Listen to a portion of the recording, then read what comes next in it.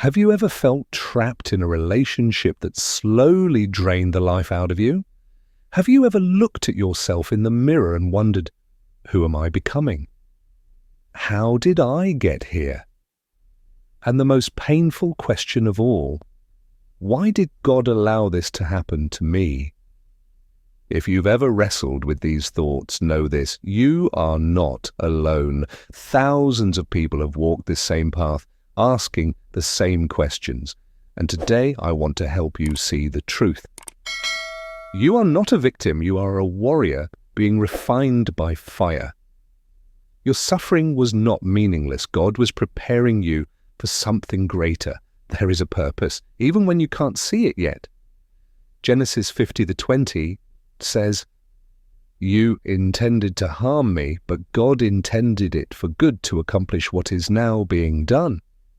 What the enemy meant to break you, God is using to transform you.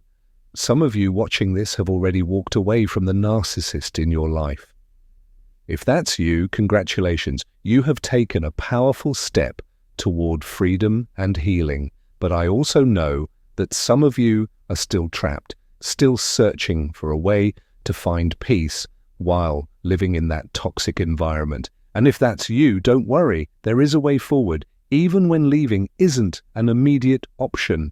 Stay with me until the end of this video, because I will not only reveal why God allowed this to happen, but also how you can turn this pain into power, no matter your situation. If you are on a journey toward healing and freedom, comment below, "I choose freedom." Let the world know that you are stepping into the plan God has for you. You may not see it now, but I promise you there is hope beyond the pain. You are not here by accident. This video found you for a reason, and today God wants to remind you of something powerful. You were never meant to stay in bondage. Your story is not over, and the pain you endured was never wasted. It was preparation. In the next few minutes, we'll dive deep into why God allowed this storm in your life and how you can come out of it stronger, wiser, and more powerful than ever before. Trials are not punishment, they are preparation.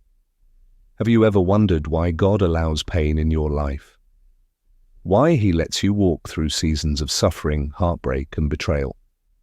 What if I told you that your greatest trials are not signs of His absence, but evidence of His presence? That what you thought was meant to break you was actually meant to build you? So often, when we go through hardship, we assume that God has forgotten us, that He has abandoned us in our suffering. But the Bible tells us a different story. James 1:2-3 declares, "Consider it pure joy, my brothers and sisters, whenever you face trials of many kinds, because you know that the testing of your faith produces perseverance." And that may seem impossible when you're in the middle of your pain. How can we find joy when we feel crushed? How can we see purpose when all we feel is brokenness? But what if suffering is the fire that refines us? What if pain is the very thing God uses to shape us into something stronger?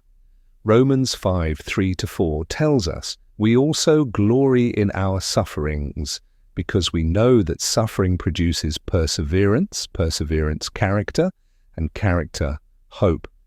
This means that your suffering is not wasted. Every tear, every heartbreak, every sleepless night, it is producing something valuable within you. It is creating a version of you that is stronger, wiser, and more resilient. Think about Joseph in the Bible. He was betrayed by his own brothers, sold into slavery, falsely accused, and thrown into prison for years. If anyone had the right to question God, it was him. But what seemed like setback after setback was actually God's setup for something greater. When the time was right, God lifted him from the prison to the palace, making him the second most powerful man in Egypt. And in the end, Joseph looked at his brothers, the very ones who had betrayed him, and said, "You intended to harm me, but God intended it for good to accomplish what is now being done." Genesis 50:20. What if the pain you are going through right now is actually preparing you for something greater? What if the rejection you faced was God's way of redirecting you? What if the betrayal was His way of protecting you from something worse? What if your suffering is not a punishment, but a preparation for a future you cannot yet see? C.S. Lewis once wrote, "Hardships often prepare ordinary people for an extraordinary destiny." And that is exactly what God is doing in your life. He's not allowing this pain to destroy you. He is using it to transform you. Just like a warrior is forged through battle, just like steel is strengthened through fire, you are being refined into something unbreakable. But now the choice is yours. Will you allow this trial to define you, or will you allow it to refine you? Will you see this suffering as the end of your story? Or will you recognize it as the beginning of something greater? If you believe that your struggles are shaping you for a stronger, more powerful future, hit the like and subscribe button and share this message with someone who needs encouragement today. Let's spread the truth that God does not waste pain. He uses it to build warriors. Your suffering is not meaningless. It is preparation for the extraordinary future that God has already written for you. Are you ready to step into it? Why did God allow this to happen? Have you ever found yourself crying out to God, asking, "Why did you let this happen to me?" Maybe you've whispered these words through tears in the middle of the night, feeling abandoned and broken.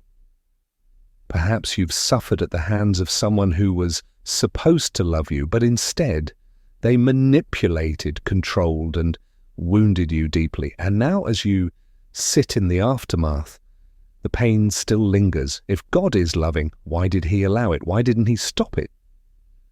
C.S. Lewis once said, "Pain is God's megaphone to rouse a deaf world." At first, this might sound harsh. Why would a loving God allow suffering to be a way He speaks to us?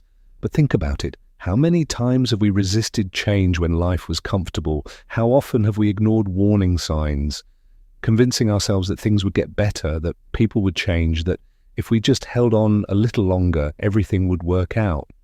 The truth is, sometimes pain is the only thing that wakes us up.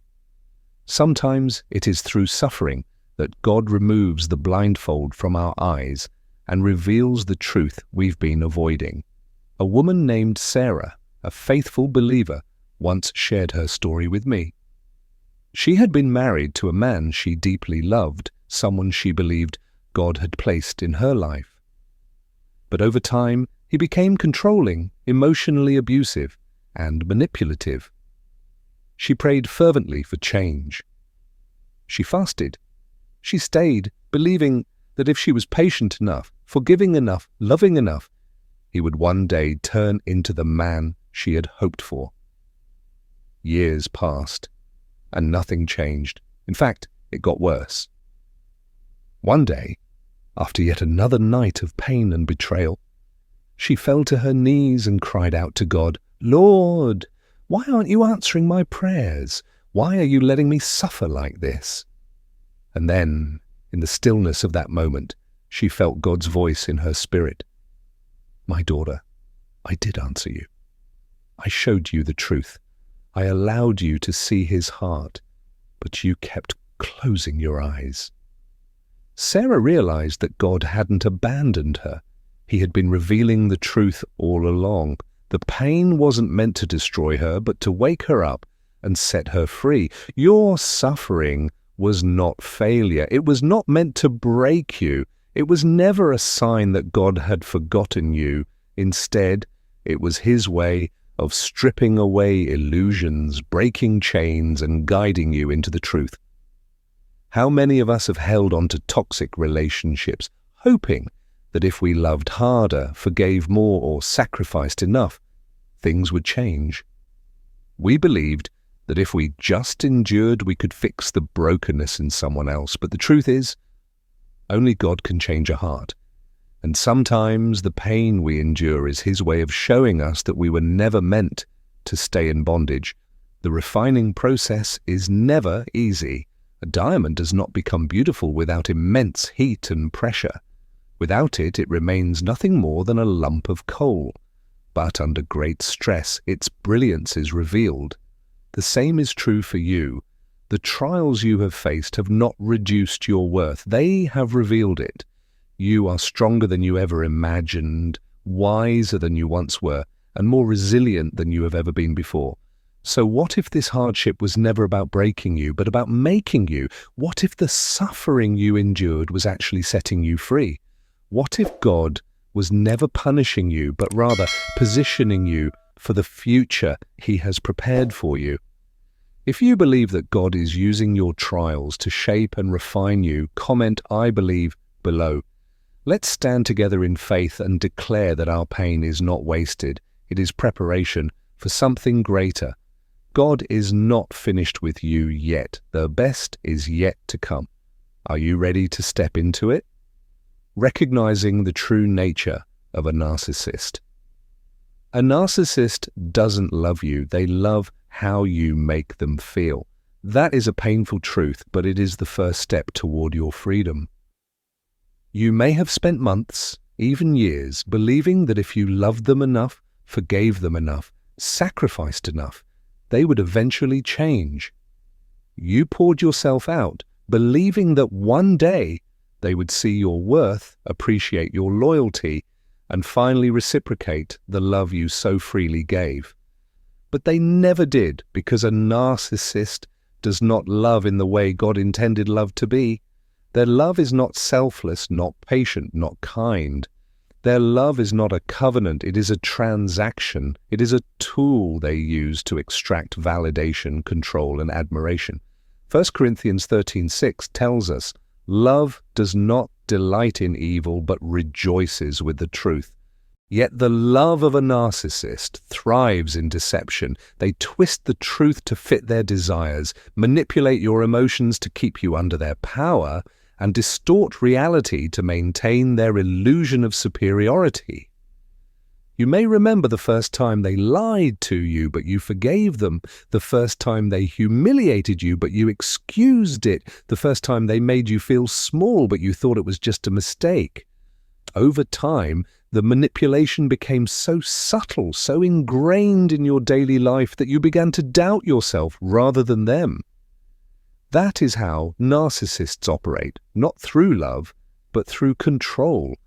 But here is the good news: the truth always comes to light. Ephesians 5:13 declares, "Everything exposed by the light becomes visible, and everything that is illuminated becomes a light." The moment you start seeing the narcissist for who they truly are, their power over you begins to crumble. The chains they placed around you, chains of guilt, fear, and confusion, begin to break. C.S. Lewis once said, Pride is a spiritual cancer. It eats up the very possibility of love or contentment or even common sense. A narcissist's greatest weapon is their pride, an unshakable belief that they are always right, always deserving, always superior. They wear a mask of confidence, of perfection, of authority. But deep inside, their pride is built on emptiness, is fragile, and the moment you recognize their arrogance for what it truly is, a cover for their deep insecurities, you strip them of the power they once had over you. This is why narcissists fear the truth. The moment you wake up, you are no longer a puppet in their hands. You no longer fall for their lies, their manipulation, or their attempts to make you doubt your worth. You realize that their love was never about you. It was about their need to control. And once you see that, you are free. I remember a woman who shared her story with me. She had spent 15 years married to a narcissist, a man who, in public, seemed charming, kind, and respected. But behind closed doors, he controlled every aspect of her life. He dictated what she wore, how she spoke, whom she could talk to. If she expressed an opinion, he would belittle her, twist her words, make her feel like she was always in the wrong. Over time, she stopped recognizing herself. She was no longer the vibrant, confident woman she once was. She became a shadow of herself, afraid to speak, afraid to be seen, afraid to exist. But one day, God's truth broke through. She was sitting in church when the pastor read John 8:32. Then you will know the truth, and the truth will set you free. And in that moment she realized this was not love. This was not what God had designed marriage to be. This was bondage. And she heard God whisper to her spirit, I did not create you to live in fear. I created you to live in freedom. That day, she made a decision.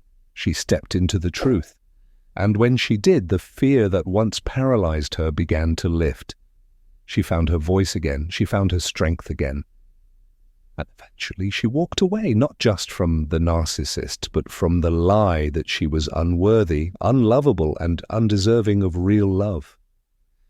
If you have ever been manipulated by a narcissist but now see the truth, comment I have awakened below. Let's stand together in faith, knowing that God's light exposes deception, and in truth we find freedom, because you were never meant to be controlled. You were meant to be free.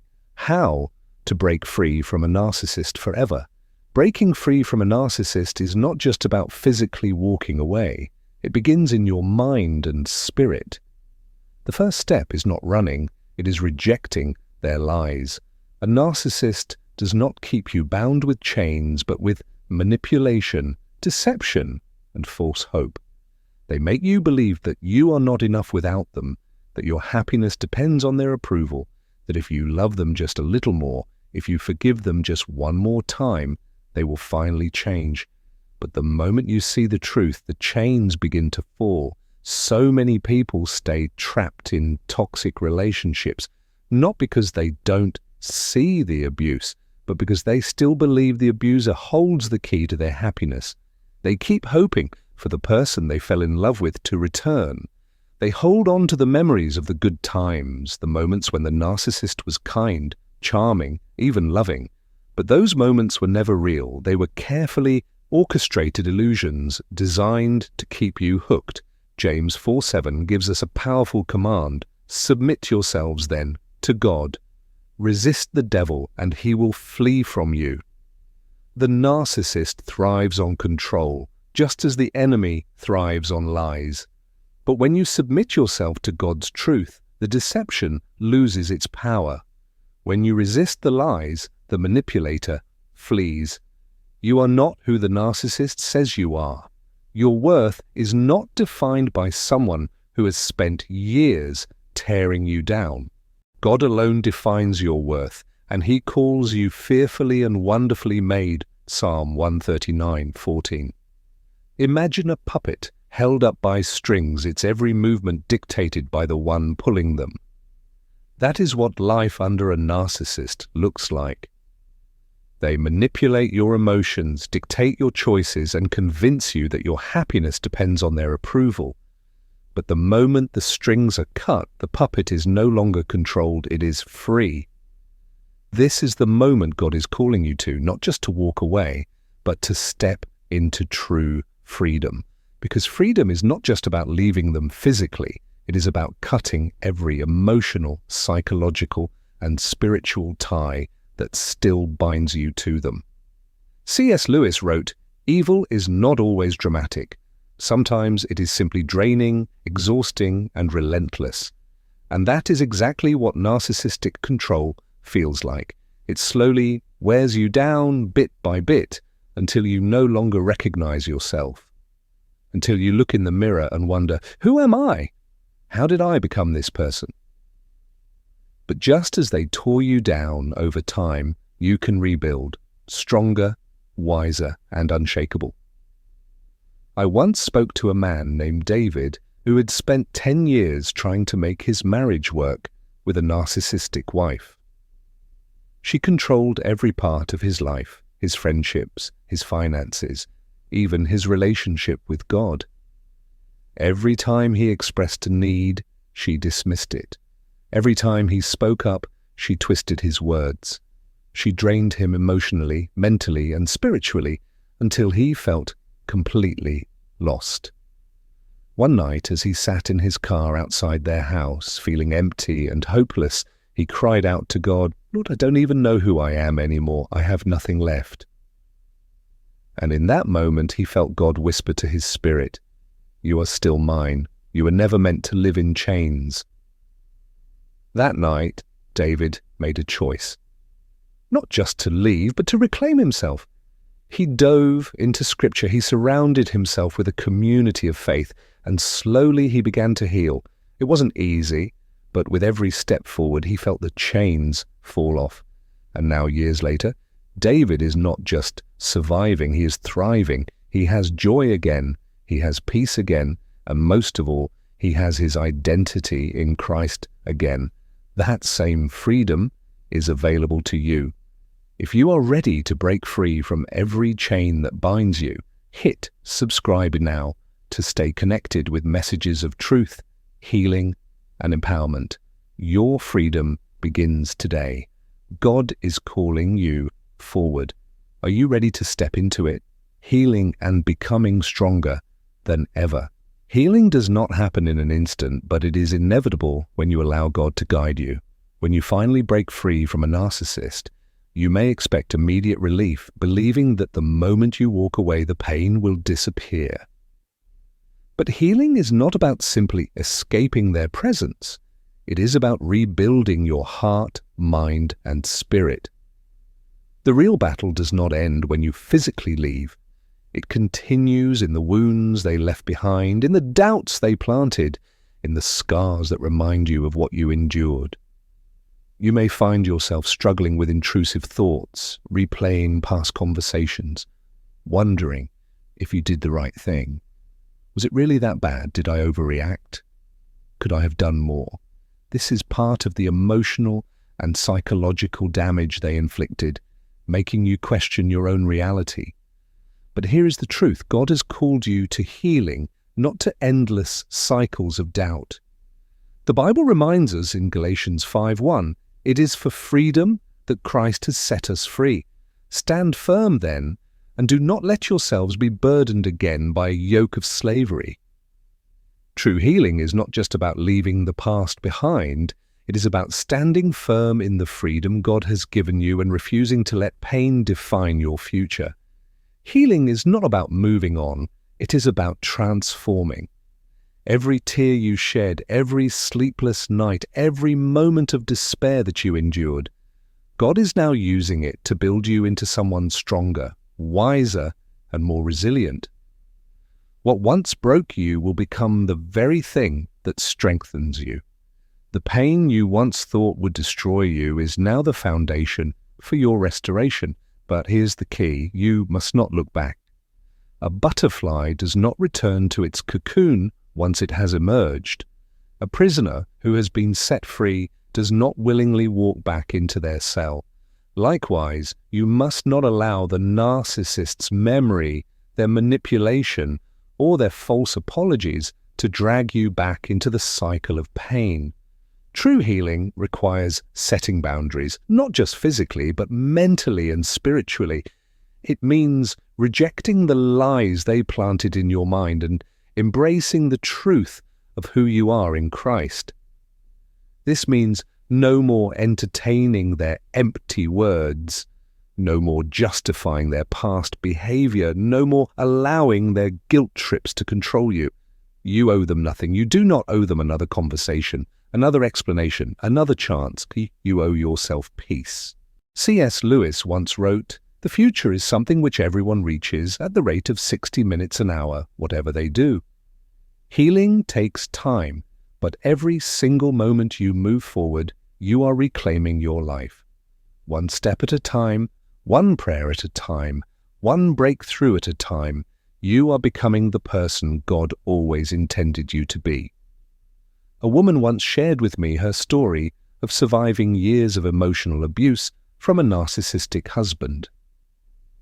He made her feel like she was nothing, like she could never survive without him. Even after she left, she battled guilt, self-doubt, and fear. But one night, as she sat alone, flipping through the pages of her Bible, she came across Isaiah 43:18-19. Forget the former things, do not dwell on the past. See, I am doing a new thing, now it springs up. Do you not perceive it? At that moment she realized God wasn't calling her to fix what was broken. He was calling her to something new. And that is what He is calling you to as well.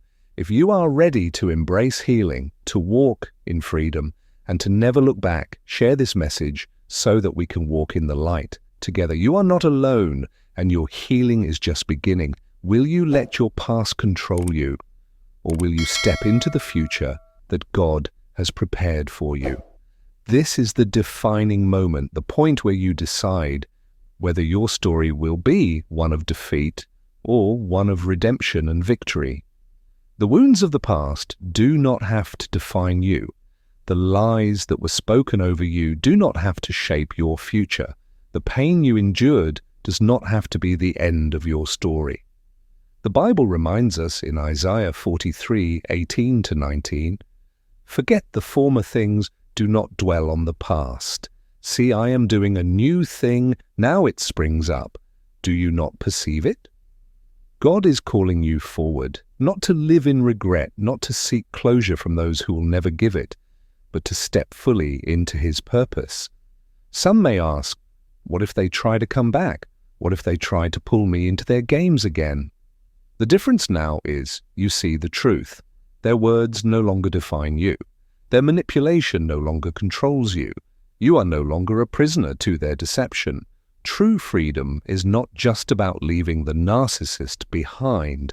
It is about refusing to let their shadow follow you. You do not need their apology. You do not need their validation. You do not need their regret. You only need to walk forward, trusting that God's justice is far greater than any revenge. So what will you choose? Will you hold on to the pain, or will you embrace the peace that is already yours? Will you keep replaying the past, or will you step into the life that God is offering you? If you choose freedom, comment below. I choose God's plan. And don't forget to hit subscribe so you never miss a message of truth, healing, and encouragement. Your new life starts now. Freedom is waiting.